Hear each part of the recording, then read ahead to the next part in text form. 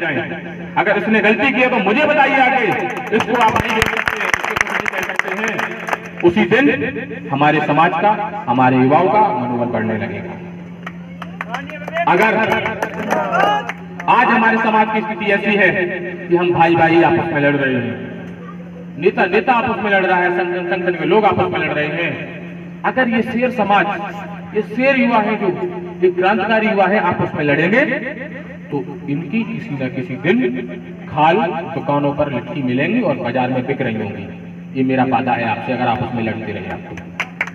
इसलिए अगर आप शेर हैं तो साथ में लड़िए, आपस में मत लड़िए।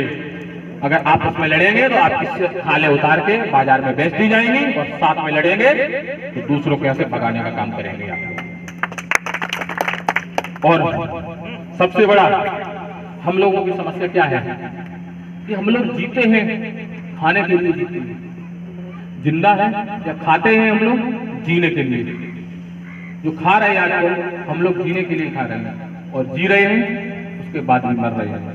बाबा साहब ने एक बात कही थी, बाबा साहब ने एक बात कही थी कि आप लोग ये मेहनत कर रहे हैं पेट भरने के लिए, और पेट भर रहे हैं आप जीने के लिए, और उसके बाद भी आप मर जाते हैं, उसके बाद भी आपको मरना है, ये तय है कि मरना है आपको। तो क्यों नहीं ऐसा कुछ करके जाएं जिससे लोग याद करें, जिससे लोग याद करें, आपका जन्मों जन्मों तक नाम रहे।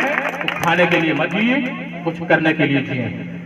मैं जो काम करता हूं ये मैं किसी के दबाव या प्रेशर में काम नहीं करता हूं। मेरी हार्दिक इच्छा थी शुरू से, मैं नौकरियां छोड़ चुका हूं सरकारी, कि मैं लोगों की मदद करूंगा। मैं जाने कितने लोगों के काम आ जाऊं, उतना ही ज्यादा मुझे अच्छा लगता है। मेरा ये इस साथी समाज, इस जात में मैंने जन्म लिया है, तो इस जात का, इस धर्म का मेरे ऊपर कर्ज है, वो मैं कर्ज मिटाने का काम कर रहा हूँ, ना कि मैं किसी पे एहसान कर रहा हूँ। और हर जिसने साथी में जन्म लिया उसके ऊपर कुल पे, उसके ऊपर कर्ज है स्कूल का, वो सारे लोग अपना अपना कर्ज मिटाने का काम करें। आप कब तक विवेक भाई के साथ खड़े रहेंगे? मेरा गुजारिश है आप सभी लोगों से, क्यों ना आप लोग एक एक हर गांव में एक विवेक साथी को बना दें, विवेक साथी पैदा करते लोग। आज हम लोगों को धमकियां मिलती हैं, मारने की धमकियां मिलती हैं, तमाम बार हमारे ऊपर मुकदमे 14 प्रेजेंट में 14 मुकदमे लगा दिए गए इतनी छोटी सी उम्र में। किस लिए? कि मैं समाज की लड़ाई लड़ रहा हूं और मुझे रोक नहीं सकता कोई भी व्यक्ति, इसलिए मुझे मुकदमों के तहत रोका जा रहा है। इस लॉकडाउन के अंदर भी किसी को जेल में जाने की प्रावधान नहीं था, उसमें भी मुझे जेल में भिजवाने का काम किया गया है, क्योंकि मैं इसको रोक दूं तो सारा मुहिम को रोक दी जाएगी। इस ब्राह्मणवाद व्यवस्था के खिलाफ जो लड़ाई लड़ रही है वो रुक जाएगी। इसलिए मैं आप सभी लोगों से निवेदन करता हूं, मैं उस दिन रुक जाऊंगा जिस दिन आप लोग मेरा साथ देना बंद कर देंगे। क्या आप लोग मेरा साथ देना बंद कर सकते हैं? तो मेरे साथ कितने लोग हैं जो मेरे इस मुहिम में साथ हैं?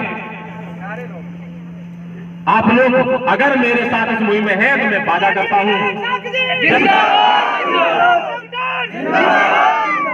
जब तक मैं जीवित हूं तब तक इस समाज में, इस देश में बदलाव लाके मैं आप लोगों को दिखा दूंगा। और जब भी बदलाव आया है या कभी भी कोई क्रांति हुई है तो हम जैसे युवाओं ने, आप जैसे युवाओं ने इस देश में क्रांति की है, इस देश में बदलाव लाया है, ना कि किसी ने कोई बाहर से नहीं आएगा। आप लोगों को क्रांति करनी पड़ेगी और आप लोगों को बदलाव लाना पड़ेगा।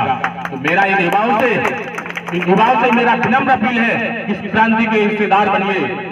और इसी के साथ में एक चीज और आप लोगों को अवगत करा देना चाहता हूं, हमारे समाज का कोई भी युवा किसी भी परिस्थिति में फंसा हुआ है, उस परिस्थितियों में हम उसकी मदद, उसके कदम से कदम मिलाकर, उसके कंधे से कंधे मिलाकर संगठन आपके साथ खड़ा होगा।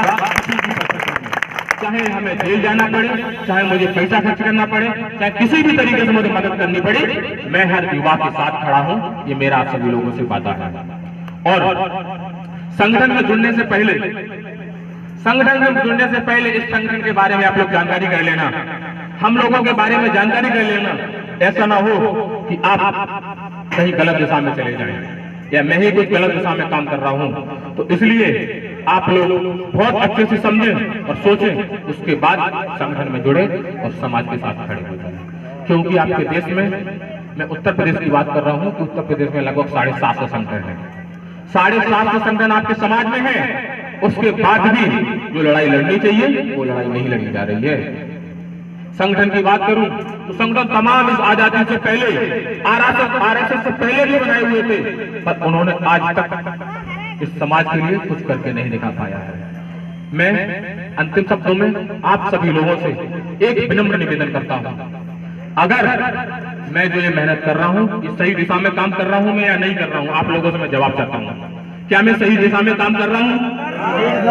अगर मैं सही दिशा में काम कर रहा हूं या संगठन आपका सही दिशा में काम कर रहा है तो मैं आप लोगों से एक छोटी सी भीख मांगने का काम करूंगा यहाँ पर। क्या आप उस भीख को दे सकते हैं मुझे? यहाँ पर बैठे हुए ग्राम पंचायत के लोग दे सकते हैं? अगर दे सकते हैं तो मैं मान लूंगा मैं जो काम कर रहा हूं मेरा